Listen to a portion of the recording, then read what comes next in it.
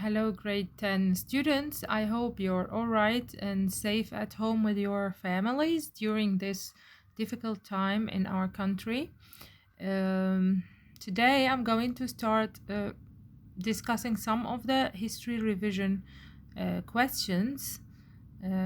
Some of those questions we don't have an ideal answers for them. Your answer will be based on your understanding of our class discussions. And actually, during class, some of your classmates gave appropriate answers to those questions. And actually, the answers should be based on your understanding on what was going on in class. So, for example, this is page 3 in the revision. The question says, okay, reflect. Imagine you are working in a factory for 12 hours a day in unhealthy conditions. You're getting little pay, that is barely enough to support your family. How would you feel in that situation? Would you work to change it, and how? So actually this question we have been discussing in class about for several occasions. You have studied those difficult unhealthy conditions. If you go through the class notes, there is a list of those unhealthy conditions and also all the difficult situations of those workers in a factory. We also discussed in class, and will you just go ahead in that situation, or you going to change it? And if you're going to change it, how would that be? How would you work to change it, alone or with your friends? Okay, if you go through the class notes, you might find some answers for that, or you can share your friends' answers together. You can ask your friends for their answers for ideas. Okay, then we have a definition of the Industrial Revolution. It's the greatly increased production of machine-made goods that began in England in the 1700s. Enclosures and the landowners surrounded the lands with fences. They experienced more productive seeding and harvesting to boost crop production. Define the crop rotation. Farmers would crop different crop every year. One year, for example, a farmer would plant wheat, which exhausts the soil. So the next year he would plant turnip. And we talked earlier that they did this to raise the production of the land.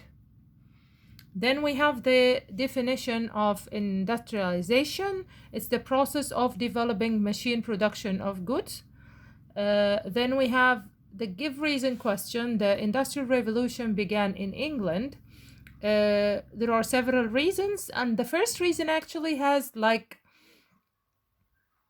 sub answers too. So the first answer is that England had all the natural resources needed for industrialization.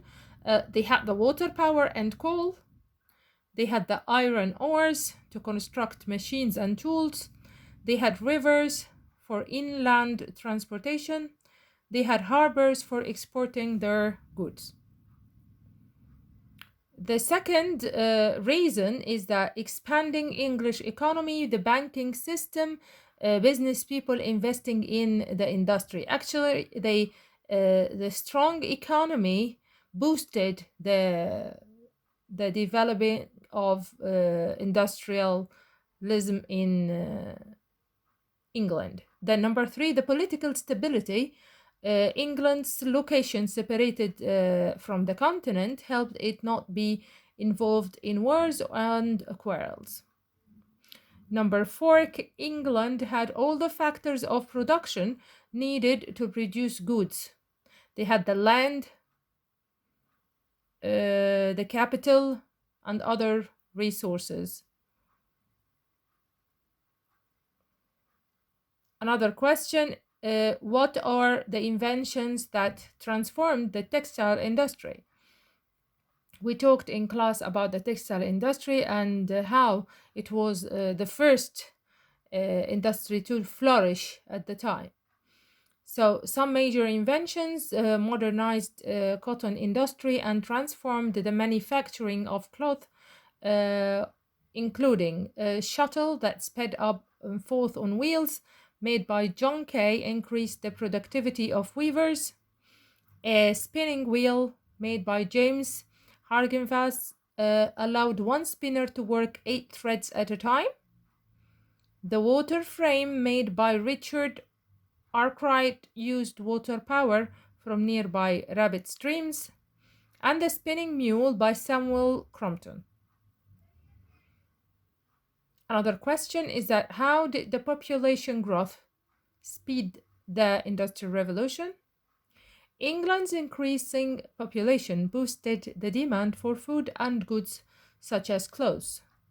So actually, when the population getting more and more, those people they have more needs, such as clothing, and more goods. They need to consume more goods. The next question about inventions in America that aided the Industrial Revolution. Also, there were important inventions in America. You just need the name of the inventor and the invention itself. Alexander Graham Bell, the telephone, Cyrus McCormick's the Reba, Singer improved the sewing machine, Samuel F.B. Morse the telegraph. These are the American inventions that boosted industrialization in America. Another question here. So, what was the problem solved when Watt invented the steam engine? The early model of steam engine used great quantities of fuel. So, Watt's new steam engine used less quantities of fuel and worked more efficiently. So, we had a problem before Watt invented the steam engine. The early steam engines, they used great quantities of fuel. So if we're going to use a lot of fuel, that will cost a lot of money. Actually, the product will be more expensive. So with the invention of Watt, now the machine needs less fuel and worked more efficiently. So we're having less problem. The product is going to be less expensive. Define entrepreneur. The entrepreneur is a person who organizes, manages, and takes on the risks of a business. Actually, or a businessman or a woman. Another word for entrepreneur is a businessman or woman. So we have an important question here is you have studied the definition of an entrepreneur. Compare that to an employee and state the difference in their perspective, ambition, and work hours, income, responsibility, and the risks involved. Then state whether you would prefer to be an entrepreneur or an employee. And this is going to be your own answer. This is your own research. I asked you to research earlier, and I sent you a video, a link to a video on the YouTube, so you can read about the responsibilities of an entrepreneur, the time, the risks for an entrepreneur and an employee. And you have to decide at the end, the second part of the question, whether you would like to be an employee or an entrepreneur. Then, why most Europeans started living in cities during the 1800s or during the industrialization? Why most Europeans preferred to be working in factories and living in cities? So, this shift was caused by the growth of factory system, where the manufacturing of goods was concentrated in a central location. So the factories were in a certain place, so people had to move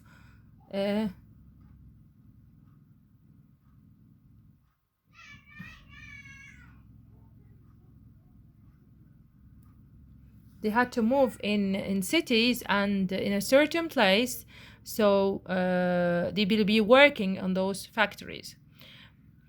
Number two, people could earn higher wages in factories than on a farm. So with this money, more people could afford to heat their homes with coal and dine on beef. They wore better clothing to woven or power looms in England, industrial cities.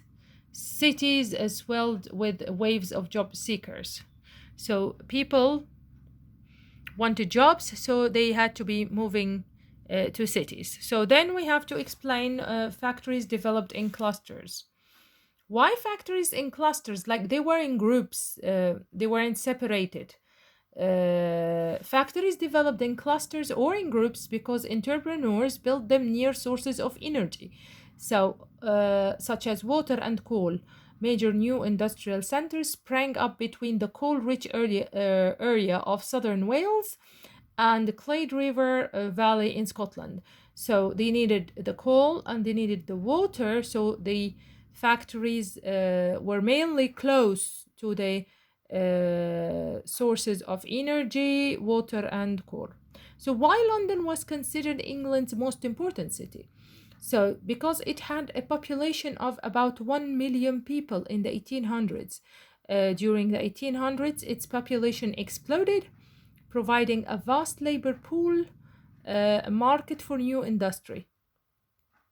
London became Europe's largest city with twice as many people as its closest rival, Paris. So actually, it had a market for the goods, and it also had the workers needed for the factories. Then we have to define the word urbanization. Urbanization is city building and the movement of people to cities, and urbanization was linked to industrialization. As the factories started building in the cities, people started moving to cities. We had to build new cities. People had to be living in them because they left the rural areas. They moved to cities. So now the working conditions in a factory. So, long hours, the sun may be shining through the windows as the child day began, but it will have disappeared by the time his day ends. So, the working long hours, dangerous machines, children usually worked in barefoot. They had to be